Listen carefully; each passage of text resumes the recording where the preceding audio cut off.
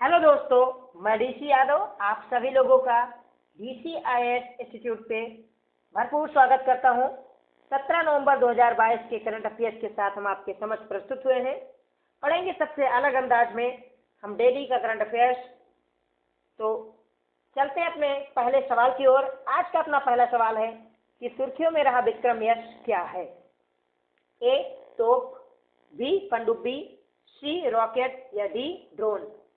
तो एक निजी रॉकेट है, इसरो का पहला निजी रॉकेट विक्रम एस यानी विक्रम साराभाई के नाम पे इस रॉकेट का नाम रखा गया है। और ये इसरो का प्रथम निजी रॉकेट है जिसे कल यानी 18 नवंबर को 11:30 पर सतीश धवन अंतरिक्ष केंद्र से प्रक्षेपित किया जाएगा। जैसा कि मैंने बताया, विक्रम एस का मतलब साराभाई, इनका पूरा नाम विक्रम अंबालाल साराभाई था और ये इसरो के संस्थापक थे। इन्हें 1962 में शांति स्वरूप भटनागर पुरस्कार और 1966 में पद्म भूषण, 1972 में मरणोपरांत पद्म विभूषण से सम्मानित किया गया। टेलीविजन कम्युनिकेशन उपग्रह में इनका अहम योगदान रहा। साथ ही रॉकेट के निर्माण में भी उल्लेखनीय योगदान रहा विक्रम साराभाई जी का। और केरल में इनके नाम पे विक्रम साराभाई अंतरिक्ष केंद्र भी स्थित है। अपना दूसरा सवाल है कि किस राज्य में बाल विधानसभा का आयोजन किया जाएगा? गुजरात, हिमाचल प्रदेश, उत्तराखंड, उत्तर प्रदेश। इसका सही आंसर है ऑप्शन सी, उत्तराखंड। गुजरात और हिमाचल प्रदेश में विधानसभा का चुनाव होने वाला है। उत्तराखंड इसका सही आंसर है। और विधानसभा की बात की जाए दोस्तों, तो आप लोग जानते होंगे कि आर्टिकल 170 में भारत के संविधान में इसकी चर्चा की गई है। आर्टिकल 168 में कहा गया है कि विधानमंडल तथा राज्यपाल को मिला के विधानसभा का निर्माण होगा। और एक सवाल आपसे हमेशा पूछा जाता है कि देश की प्रथम महिला विधानसभा अध्यक्ष कौन थी? आप लोग जानते होंगे, याद किए होंगे कि देश की प्रथम महिला लोकसभा अध्यक्ष मीरा कुमार थी। प्रथम राष्ट्रपति प्रतिभा देवी पाटिल थी। प्रधानमंत्री आपको पता है इंदिरा गांधी जी। मुख्यमंत्री सरोजिनी नायडू। राज्यपाल की बात करें तो आपको पता है। लेकिन प्रथम महिला विधानसभा अध्यक्ष कौन थी, आप लोग जानते हैं? अगर नहीं जानते तो मैं बता दूं, सन्नो देवी प्रथम महिला विधानसभा अध्यक्ष किसी भी राज्य की विधानसभा में बनी थी। इन्हें 8 मार्च को 1952 में 1952 में हरियाणा विधानसभा के द्वारा अंतर्राष्ट्रीय महिला दिवस के अवसर पे विधानसभा का अध्यक्ष बनाया गया था। और ये देश की प्रथम महिला विधानसभा अध्यक्ष बनने का गौरव अपने नाम की। बात अगर उत्तराखंड की करें तो 9 नवंबर सन 2000 को उत्तर प्रदेश से अलग होके एक नया राज्य बना था। राजधानी इन्होंने अपना बनाया है देहरादून को। यहाँ के मुख्यमंत्री हैं पुष्कर सिंह धामी, राज्यपाल गुरमीत सिंह। विधानसभा में 70 सीटें हैं और राज्यसभा में 3, लोकसभा में 5। यानी उत्तराखंड से विधानसभा में 3 लोग चुन के जाते हैं और लोकसभा में 5 लोग चुन के जाते हैं। इनका राजकीय जो फूल है वो ब्रह्म कमल है। काफी खूबसूरत पुष्प होता है जो उत्तराखंड में पाया जाता है। बुरांसो नामक पेड़ को इन्होंने अपना राजकीय वृक्ष घोषित किया है। जबकि राष्ट्रीय खेल जो है फुटबॉल, राष्ट्रीय पक्षी जो है हिमालयन मोनाली है और राष्ट्रीय प्राणी कस्तूरी मृग है। कई महत्वपूर्ण राष्ट्रीय उद्यान आपको मिलेंगे उत्तराखंड में, जैसे जिम कॉर्बेट राष्ट्रीय उद्यान, राजाजी राष्ट्रीय उद्यान, फूलों की घाटी राष्ट्रीय उद्यान, पंडित गोविंद बल्लभ पंत राष्ट्रीय उद्यान, नंदा देवी राष्ट्रीय उद्यान और गंगोत्री राष्ट्रीय उद्यान। इन्हें आप ऐसे याद कर सकते हो, जैसे जिम कॉर्बेट जो राष्ट्रीय उद्यान है ये देश का पहला राष्ट्रीय उद्यान भी था जो 1936 में बनाया गया था। और गंगोत्री आपको पता है गंगा यहाँ से निकलती है उत्तराखंड से, तो ये आपको याद हो जाएगा कि यहाँ पे गंगोत्री राष्ट्रीय उद्यान है। नंदा देवी पर्वत आपको पता है। पंडित गोविंद बल्लभ पंत जो उत्तर प्रदेश के प्रथम मुख्यमंत्री बने थे, उस समय उत्तराखंड भी उत्तर प्रदेश का हिस्सा हुआ करता था, उनके नाम पे बनाया गया है। फूलों की घाटी आपको मिलेगी उत्तराखंड में। इस तरह ये राष्ट्रीय उद्यान आप याद कर सकते हैं। आप ट्रिक से भी याद कर सकते हैं, लेकिन ये बेहतर तरीका है अकॉर्डिंग टू मी। अब बढ़ते हैं अपने अगले सवाल की ओर। अपना अगला सवाल है कि रिस्पॉन्सिबल टूरिज्म अवार्ड किस राज्य को दिया गया है? उत्तराखंड, गुजरात, केरल, उड़ीसा। इसका सही आंसर है ऑप्शन सी, केरला। लगभग हर रिकॉर्ड में आगे रहने वाला केरला इस रिकॉर्ड में भी अव्वल रहा है, यानी रिस्पॉन्सिबल टूरिज्म अवार्ड अपने नाम किया। केरल की अगर बात की जाए तो इसकी स्थापना 1 नवंबर 1956 को हुई थी, जब राज्य पुनर्गठन आयोग की स्थापना की गई थी। आपको पता होगा उस समय 14 राज्य और 3 केंद्र शासित प्रदेशों की स्थापना की गई थी। इसकी राजधानी तिरुवनंतपुरम है, काफी खूबसूरत स्थल। पिनरई विजयन यहाँ के मुख्यमंत्री हैं। लेफ्ट डेमोक्रेटिक पार्टी की सरकार है यहाँ पे। आरिफ मोहम्मद खान राज्यपाल हैं, जो हमेशा सुर्खियों में रहते हैं। विधानसभा की सीटें 141, राज्यसभा की सीटें यहाँ पे 9 है और लोकसभा की सीटें 20 है।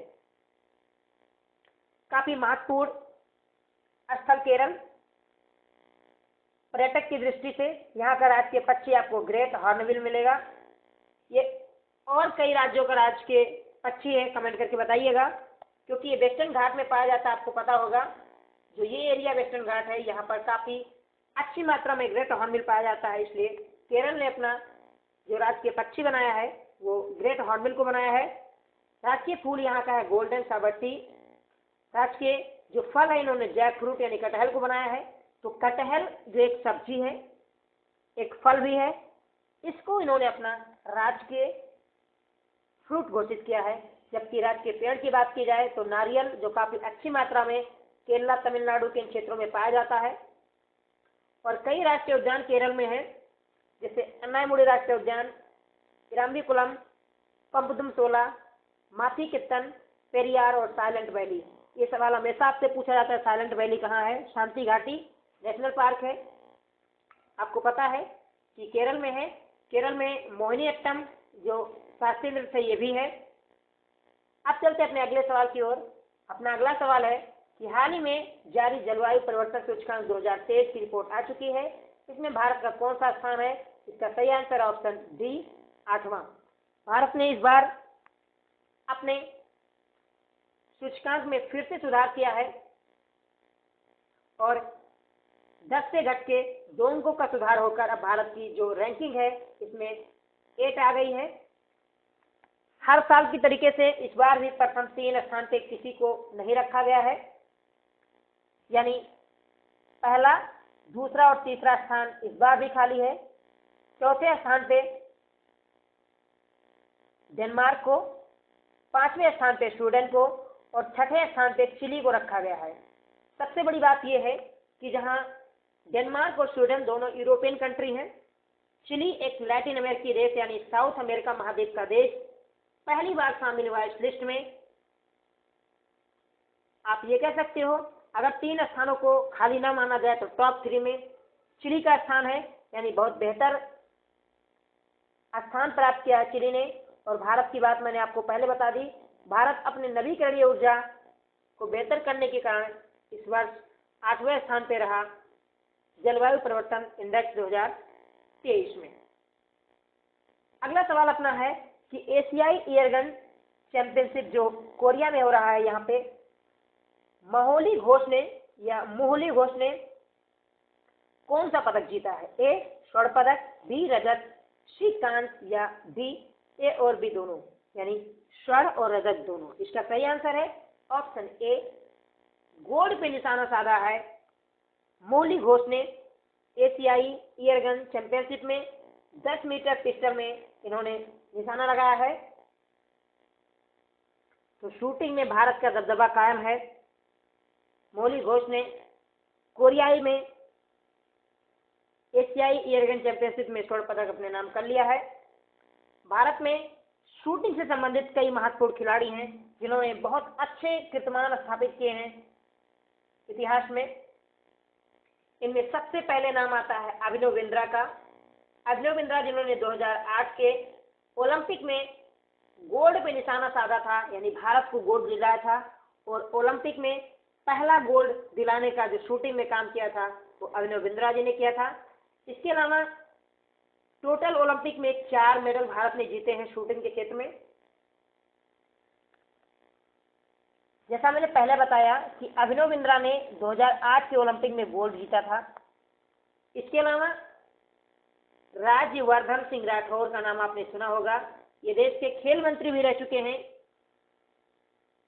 जब नरेंद्र मोदी की 2014 वाली सरकार थी, उसमें राज्यवर्धन सिंह राठौर खेल मंत्री थे।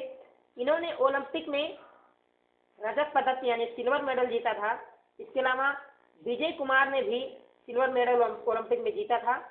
और एक नाम और आप याद कर लीजिए, गगन नारंग। आपके दिमाग में आ रहा होगा कि हमने गगन नारंग को क्यों छोड़ दिया। गगन नारंग ने भी ओलंपिक में कांस्य पदक यानी ब्रॉन्ज मेडल जीता था। तो ये 4 लोग हैं जिन्होंने ओलंपिक में भारत को शूटिंग के क्षेत्र में मेडल दिलाए हैं।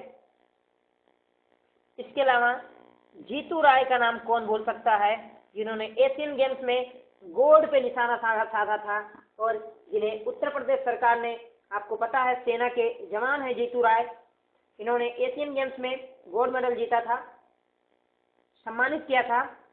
और उभरते हुए खिलाड़ियों की बात की जाए दोस्तों, तो मनु भाकर एक बहुत बड़ा नाम शूटिंग के क्षेत्र में, आप इन्हें याद कर लीजिए क्योंकि आपसे सवाल पूछा जा सकता है कि मनु भाकर का संबंध किस खेल से है। That's mean your answer will be shooting. अब अपने छठे सवाल पर बढ़ते हैं। छठा सवाल अपना है कि सुर्खियों में रहा वांगला उत्सव किस राज्य में मनाया जाता है। वेस्ट बंगाल, छत्तीसगढ़, मेघालय या असम। इसका सही आंसर है ऑप्शन सी, मेघालय में मनाया जाता है वांगला उत्सव। इसे बंगला से बिल्कुल कंफ्यूज मत करना। तो बात अगर मेघालय की आए दोस्तों, तो मेघालय की बात कर लेते हैं हम। मेघालय में आपको पता है कि इस राज्य की स्थापना 1 अप्रैल 1970 को हुई थी। राजधानी इसकी शिलोंग है। मेघालय के तात्पर्य मेघधन आलय यानी बादलों का घर होता है। मुख्यमंत्री यहाँ के कॉनरेड संगमा जी हैं। और विधानसभा की सीटें 60, लोकसभा में 1 सीट है और राज्यसभा में 1 सीटें हैं। यहाँ पे सबसे जो खूबसूरत तथ्य है इस राज्य से संबंधित वो ये है कि कॉनरेड संगमा जी जो हैं ये नेशनल पीपल पार्टी से बिलोंग करते हैं। जी हाँ, नेशनल पीपल पार्टी जो पार्टी है वो पार्टी है जिसका गठन हुआ था 6 जनवरी 2013 को। 6 जनवरी 2013 को गठित ये पार्टी सबसे तेजी से राष्ट्रीय पार्टी बनने का गौरव प्राप्त किया। जहां भारत में पहले 7 राष्ट्रीय दल हुआ करते थे, वहीं एनपीपी के राष्ट्रीय दल होने के बाद इनकी संख्या बढ़ के हो गई है 8। इतने कम दिनों में इसने राष्ट्रीय पार्टी का दर्जा कैसे हासिल किया, ये हम कभी आपको फुर्सत में बताएंगे। लेकिन फिलहाल देश में जो राष्ट्रीय पार्टी है इनकी संख्या बढ़ के 8 हो गई है। और 6 दिसंबर 2013 को इनकी स्थापना पीए संगमा जी ने की थी। पीए संगमा वही हैं जिन्हें 2012 में कांग्रेस से निकाल दिया गया था। 2012 में कांग्रेस से अलग होने के बाद पीए संगमा ने नेशनल पीपल पार्टी नाम से एक नई पार्टी गठित की, जो 2019 के चुनाव में इसने राष्ट्रीय पार्टी का दर्जा हासिल कर लिया। और अब राष्ट्रीय पार्टियों की संख्या हो गई है 8। अगर मैं इसकी बात करूं तो सबसे पुरानी पार्टी आपको पता है इंडियन नेशनल कांग्रेस, जिसकी स्थापना 1885 में एओ हुम के द्वारा की गई थी। ये राष्ट्रीय पार्टी तो है ही, आपको पता है। दुनिया की सबसे बड़ी पार्टी की अगर मैं बात करूं तो भारतीय जनता पार्टी यानी जेजेपी, जिसकी स्थापना 1980 में अटल बिहारी वाजपेयी और लाल कृष्ण आडवाणी जी ने की थी। ये भी एक राष्ट्रीय पार्टी है, इसमें तो कोई शक ही नहीं है। 1925 में असहयोग आंदोलन से असंतुष्ट होके आपको पता होगा कि सीपीआई यानी कम्युनिस्ट पार्टी ऑफ इंडिया का गठन हुआ था। इसको मानवेंद्र नाथ ने किया था। तो सीपीआई यानी कम्युनिस्ट पार्टी ऑफ इंडिया जो उस समय बनी थी, ये भी एक राष्ट्रीय पार्टी है। बाद में सीपीआई के भीतर ही विद्रोह होता है और सीपीआई टूट के 2 भागों में डिवाइड हो जाती है। एक तो ओरिजिनल सीपीआई होती है, एक सीपीआई एम बन जाती है यानी मार्क्सिज्म वाली, मार्क्सवादी वाली। तो 1964 में एक नई पार्टी बन के आती है सीपीआई एम, जो मार्क्सवादी सीपीआई है। ये भी एक राष्ट्रवादी पार्टी है। और जैसे आपने शिवसेना को भी देखा, शिवसेना दो धड़ों में डिवाइड हो गई, एक को जलती हुई मशाल मिला है, दूसरे को ढाल और तलवार मिला है। इसी तरह सीपीआई के साथ हुआ था 1964 में। इसके अलावा कांग्रेस से अलग होके अपनी अलग पार्टी बनाने वाले नेशनल कांग्रेस जो पार्टी बनाए थे एनसीपी, शरद पवार जी, इनकी भी पार्टी राष्ट्रीय पार्टी है जो 1998 में गठित किया था शरद पवार जी ने। और ममता बनर्जी जी के द्वारा कांग्रेस से अलग होने के बाद टीएमसी की स्थापना की गई थी 1998 में। ये भी एक राष्ट्रीय पार्टी है। इसके अलावा बीएसपी यानी बहुजन समाज पार्टी जो 1984 में गठित हुई, 14 अप्रैल को श्री बाबा साहब भीमराव अम्बेडकर के जयंती के शुभ अवसर पर काशीराम जी ने इस पार्टी की स्थापना की थी। तो ये वो 8 पार्टियां हैं जो राष्ट्रीय दल का दर्जा प्राप्त किए भारत में। एक बार मैं पुनः आप लोगों के सामने रख देता हूं। सबसे पहले इंडियन नेशनल कांग्रेस, जिसके अध्यक्ष इस समय आपको खड़गे साहब मिलेंगे, सोनिया गांधी के इस्तीफे के बाद, नए चुनाव के बाद चुन के आए हैं। BJP Bharatiya Janata party, JP Nadda यानी जगत प्रसाद नड्डा जिसके अध्यक्ष हैं, ये भी राष्ट्रीय पार्टी है। बीएसपी बहन कुमारी मायावती जिसकी अध्यक्ष है, 1984 में इसका गठन किया था काशीराम ने, ये भी राष्ट्रीय पार्टी है। एनसीपी शरद पवार जी के द्वारा 1998 में गठित की गई, ये भी राष्ट्रीय पार्टी है। टीएमसी ममता बनर्जी के द्वारा 1999 में इसका गठन किया गया, ये भी एक राष्ट्रीय पार्टी है। सॉरी, टीएमसी की स्थापना जो है ये 1998 में हुई थी, जबकि एनसीपी की स्थापना 1999 में हुई थी।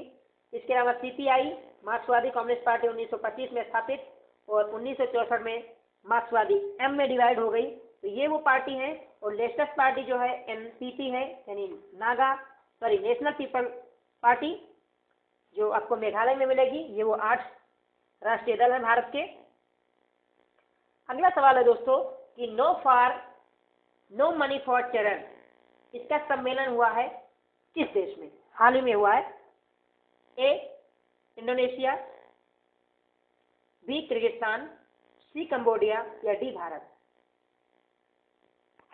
क्षमा चाहते दोस्तों, ये हुआ नहीं है, अभी होगा। नो टेरर सम्मेलन किस देश में होगा, अभी आयोजित नहीं किया गया है। आपके सामने जो ऑप्शन है इंडोनेशिया में मैं आपको बता दूं कि यहाँ पे बाली में G20 शिखर सम्मेलन का आयोजन हो रहा है, जहाँ भारत के प्रधानमंत्री नरेंद्र मोदी जी हिस्सा लेने गए हैं। किर्गिस्तान की बात की जाए तो यहाँ पे एससीओ का समिट हुआ था।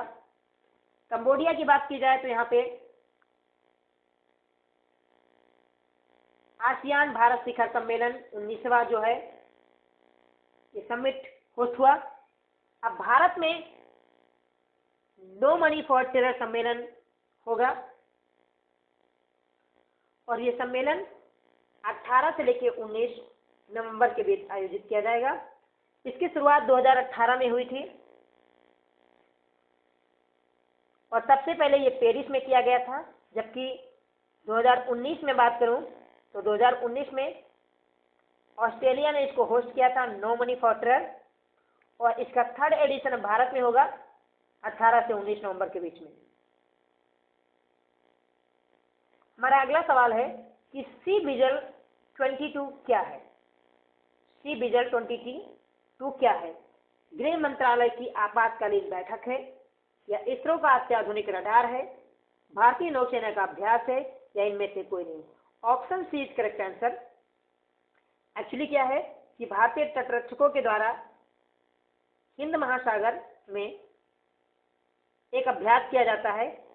26/11 का जब अटैक हुआ था 2008 में, मुंबई अटैक, उसके बाद से यह अभ्यास हर वर्ष किया जाता है और सी विजिल 2022 इसी को नाम दिया गया है।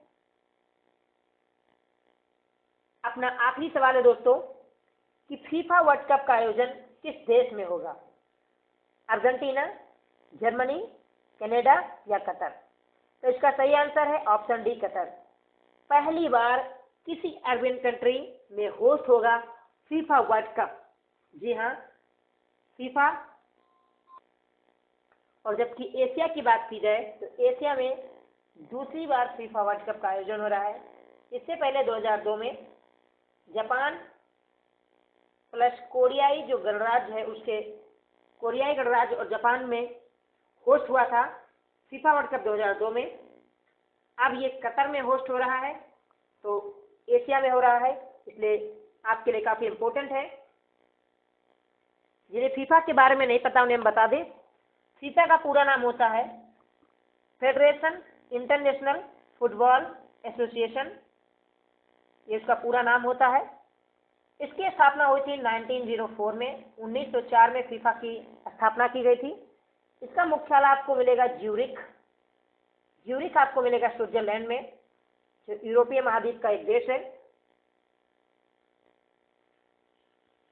जबकि अगर आपसे कोई पूछे कि फीफा के प्रेजेंट टाइम में हेड कौन है, तो इसके जो अध्यक्ष है फीफा के वो जियानी इन्फेंटिनो है। जी हाँ, जियानी इन्फेंटिनो। तो जियानी इन्फेंटिनो इस समय फीफा के अध्यक्ष हैं। एक सवाल आपसे ये भी पूछा जा सकता है कि इसके महासचिव कौन है, तो फारुमा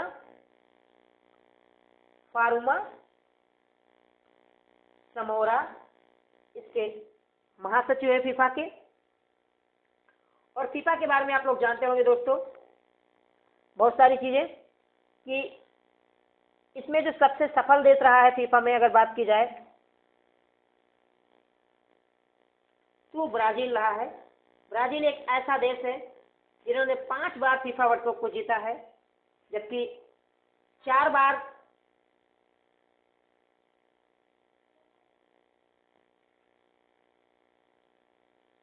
इटली, जर्मनी, ये वो देश हैं जिन्होंने 4 बार फीफा वर्ल्ड कप को जीता है। जबकि 2 बार की अगर बात की जाए तो 2 बार फीफा वर्ल्ड कप को अपने नाम किया है अर्जेंटीना ने, उरुग्वे ने, इंग्लैंड ने, फ्रांस ने। जबकि स्पेन ने 1 बार फीफा वर्ल्ड कप को अपने नाम किया है। पिछली बार जब फीफा वर्ल्ड कप का आयोजन किया गया था 2018 में, आपको पता होगा, तब इसका चैंपियंस बना था फ्रांस। तो फ्रांस वर्तमान में फीफा वर्ल्ड कप का चैंपियंस है। इसने क्रोएशिया को हराया था 2018 में और ये खिताब अपने नाम किया था। और अभी हाल ही में आपको पता है कि अंडर 17 फीफा महिला वर्ल्ड कप की मेजबानी की भारत ने उड़ीसा के कलिंगा स्टेडियम से इसकी शुरुआत हुई, जो 11 से लेके 30 अक्टूबर के बीच में भारत में आयोजित हुआ। और अगर आपसे कोई पूछे कि भारत में आयोजित अंडर 17 महिला फीफा वर्ल्ड कप का चैंपियन कौन रहा, तो स्पेन इसका चैंपियन रहा है। स्पेन ने कोलंबिया को हरा के भारत में जो अंडर 17 महिला फीफा कप का आयोजन किया गया उसमें स्पेन ने कोलंबिया को हरा के अपने नाम किया। और इससे पहले भारत ने 2017 में अंडर 17 जो मेन का गेम है उसको होस्ट किया था। तो 2017 में भारत ने अंडर 17 पुरुषों फुटबॉल का मेजबानी की थी, जबकि 2022 में महिलाओं की मेजबानी की। अभी भारत फुटबॉल के क्षेत्र में काफ़ी पीछे है, लेकिन ये मेजबानी भारत के लिए काफ़ी इम्पोर्टेंट थी। भारत को काफ़ी आगे लेके जाएगा, लोगों में फुटबॉल के प्रति क्रेज पैदा करेगा। तो ये थे दोस्तों आज के टॉप 10 क्वेश्चन। आशा करता हूँ कि आपके लिए काफ़ी हेल्पफुल होगा। यदि आप लोग हमारे साथ नए हैं तो सब्सक्राइब कर लीजिए DCIS इंस्टीट्यूट को। सेशन अगर पसंद आया हो तो लाइक कीजिएगा।